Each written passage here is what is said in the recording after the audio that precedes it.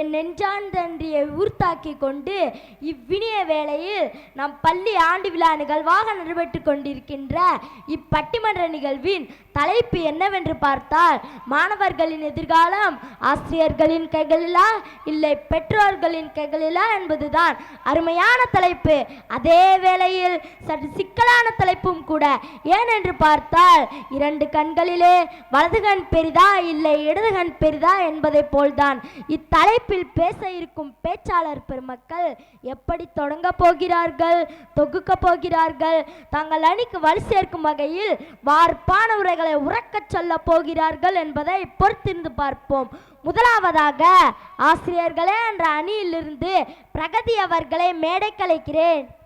அன்பும் அறிவும் வாய்ந்த நடுவர் அவர்களே, மேடையில் இருக்கிற பேச்சாளர் பெருமக்களே, வணக்கத்திற்கும் மரியாதைக்கும் உரிய பள்ளி தாளாளர் அவர்களே, ஆசிரியர் பெருமக்களே, மாணவ செல்வங்களே, இங்கு கூடியிருக்கும் பெற்றோர்களே, பெரியவர்களே, உங்கள் அத்தனை பேருக்கும் எனது வணக்கத்தை தெரிவித்துக் கொண்டு என் உரையை தொடங்குகிறேன்.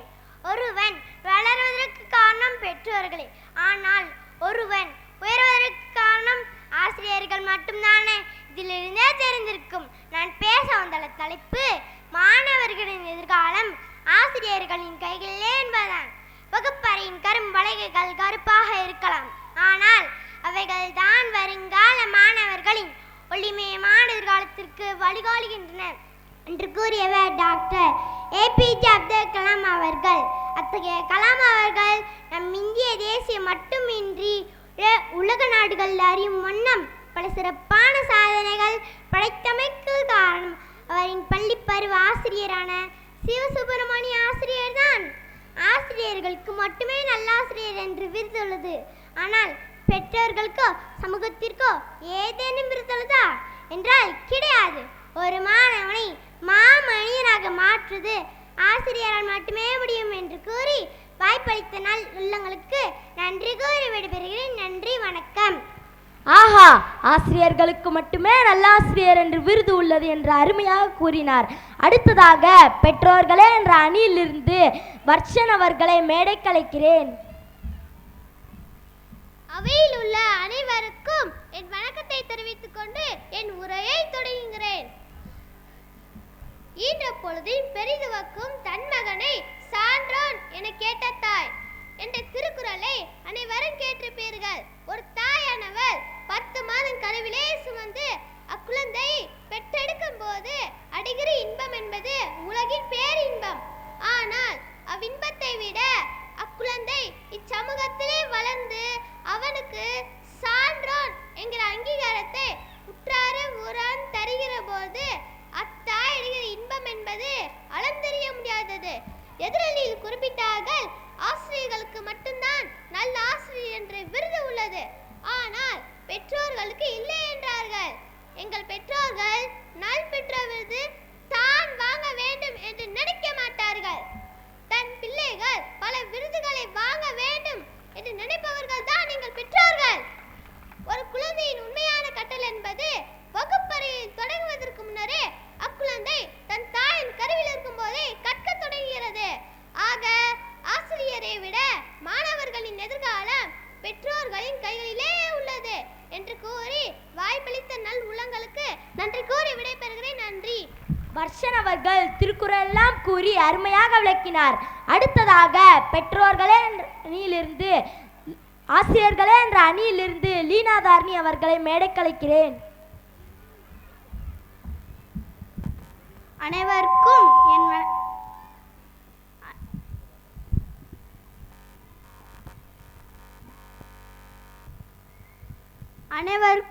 என் வணக்கத்தை தெரிவித்துக் கொண்டு என் உரையை தொடங்குகிறேன்.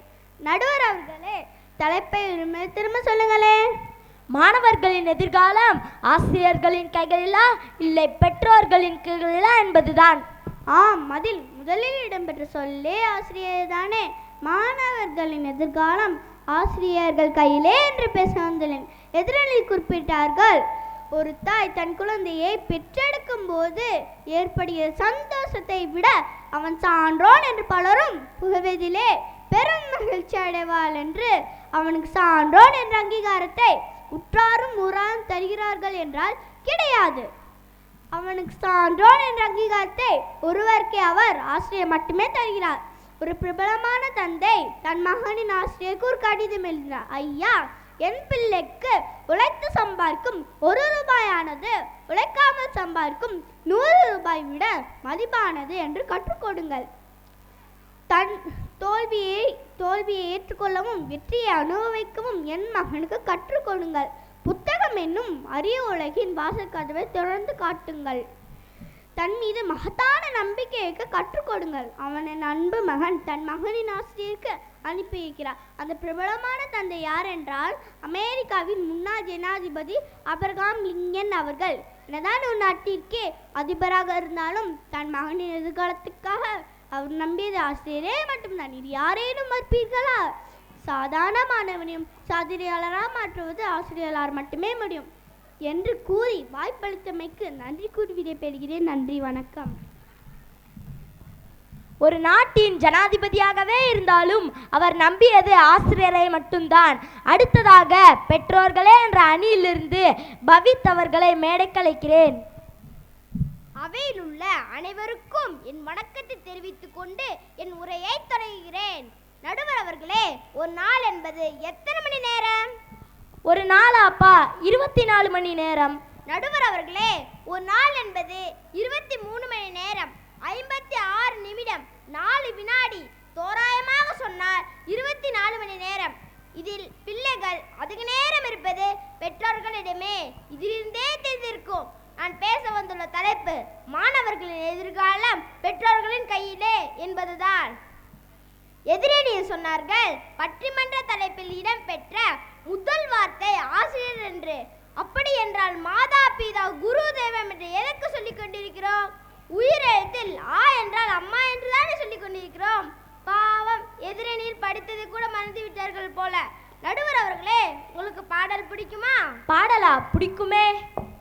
எந்த குழந்தையும் நல்ல குழந்தைதான் மண்ணில் பிறக்கையிலே, அவர் நல்லவராவதும் தீயவராவதும் அன்னை வளர்ப்பினிலே என்ற பாடல் வரிகள் பலரும் கேட்டிருப்பீர்கள். அன்னை வளர்ப்பினே என்று தானே சொல்கிறார்கள். யாரும் ஆசிரியர் வளர்ப்பினே என்று சொல்லவில்லையே. அன்னையிடம் நீ அன்பை வாங்கலாம், தந்தையிடம் நீ அறிவை வாங்கலாம், இரண்டும் இருந்தால் பேரை வாங்கலாம், பேரை வாங்கினால் ஊரை வாங்கலாம். நடுவர் அவர்களே, இந்த பாடலில் அன்னை தந்தை தானே உள்ளார்கள். எங்கே போனார்கள் ஆசிரியர்கள்? ஆக ஒரு குழந்தைக்கு அன்பும் அறிவும் போதிக்கும் முதல் ஆசிரியர் பெற்றோர்களே என்று கூறி வாய்ப்பிற்கு நன்றி கூறி விடைபெறுகிறேன். நன்றி. பவித் அவர்கள் பாடலெல்லாம் பாடி அருமையாக விளக்கினார். அடுத்ததாக ஆசிரியர்களே என்ற அணியிலிருந்து தனுஸ்ரீ அவர்களை மேடைக்கு அழைக்கிறேன். அவையில் உள்ள அனைவருக்கும் என் வணக்கத்தை தெரிவித்துக் கொண்டு என் உரையை தொடங்குகிறேன். உலகத்தின் மிகச்சிறந்த ஆசானாக இருக்கக்கூடிய சாக்ரட்டிஸ், அவருடைய மாணவர் பிளேட்டோ, அவருடைய மாணவர் அரிஸ்டாட்டில், அவருடைய மாணவர் அலெக்சாண்டர், இந்த உலகையே தன்னாளுக்கு உட்படுத்திய மகா அலெக்சாண்டர். அலெக்சாண்டரிடம் இந்த உலகத்தை எப்படி ஜெயிச்சீங்க என்று கேட்டப்ப அவர் சொன்னது, நான் இந்த உலகத்துக்கு வந்தது என் பெற்றோரால், ஆனால் இந்த உலகமே எனக்கு கிடைத்ததுக்கு காரணம் என் ஆசிரியர்கள் தான் என்று கூறினார். எதிரணியில பவித்தவர்கள் பலமா பாட்டெல்லாம் பாடி காட்டினாங்க. ஒரு தாயானவள் தான் பெற்ற குழந்தையை வளர்ப்பில் மட்டுமே கவனத்தை செலுத்துவாள். ஆனால் ஆசிரியரோ தான் பெறாத ஒவ்வொரு பிள்ளையின் வளர்ச்சியிலும் அக்கறையும் அன்பும் செலுத்துவார்கள் என்பதை யாரேனும் மறுப்பீர்களா? இல்லையே. ஆக மாணவர்களின் எதிர்காலம் ஆசிரியரின் கைகளிலே என்று கூறி வாய்ப்பளித்த நல்வுள்ளங்களுக்கு நன்றி கூறி விடைபெறுகிறேன். நன்றி, வணக்கம். சரியாக சொன்னார். ஆசிரியர்கள் தான் பெறாத ஒவ்வொரு குழந்தையின் வளர்ப்பினிலும் கவனம் செலுத்துவார். அடுத்ததாக பெற்றோர்களே என்ற அணியிலிருந்து சுதர்ஷனா அவர்களை மேடைக்கு அழைக்கிறேன். அவையில் உள்ள அனைவருக்கும் என் முதற்க வணக்கத்தை தெரிவித்துக் கொள்கிறேன். மாணவர்களின் எதிர்காலம் பெற்றோர்களின் கையிலே என்ற தலைப்பில் நான் பேச வந்துள்ளேன். கால அட்டவணைக்கு ஏற்றால் போல் கணக்கு போட்டு பாகத்தை முகிக்கும் நோக்கில் ஓகில் கொண்டிருக்கும் ஆசிரியர்களால் நல்ல மதிப்பெண்களை மட்டுமே பெற்றுத்தர முடியுமே தவிர வாழ்க்கை பாகத்தை கற்றுத்தர இயலாது. ஆசை ஆசையா இருக்கிறதே இதுபோல் வாழ்ந்திடவே, பாச பூமலை பொழிகிறதே இதயங்கள் நனைந்திடவே என்ற பாடல் பெற்றோர்களின் அன்பையும் பாசத்தையும் உணர்த்துகிறது. நம் ஒவ்வொரு வாழ்விலும் ஹீரோயின்களாக இருப்பதில் பெற்றோர்கள் மட்டுமே என்று கூறி வாய்ப்பளித்த நான் உள்ளங்களுக்கு நன்றி கூறி விடைபெறுகிறேன். நன்றி, வணக்கம். சுதர்சனா அவர்கள் மழலை குரலில் அருமையாக பேசினார். இப்போது தீர்ப்பு சொல்ல வேண்டிய தருணம். இதனால் இவன் செய்யும் என்றாய்ந்து அதனை அவன் கண்ணிடல் என்ற வள்ளுவன் வாக்கிற்கேற்ப இரு அணிகளிலிருந்து பேசிய பேச்சாளர் பெருமக்கள் மிக அருமையாக தாங்கள் எடுத்துக்கொண்ட தலைப்பிற்கு வலு சேர்க்கும் வகையில் நேர்த்தியான கருத்துக்களை அவையில் முன் வைத்தீர்கள். உள்ளபடியே இரு அணியினருக்கும் என் பாராட்டுக்கள்.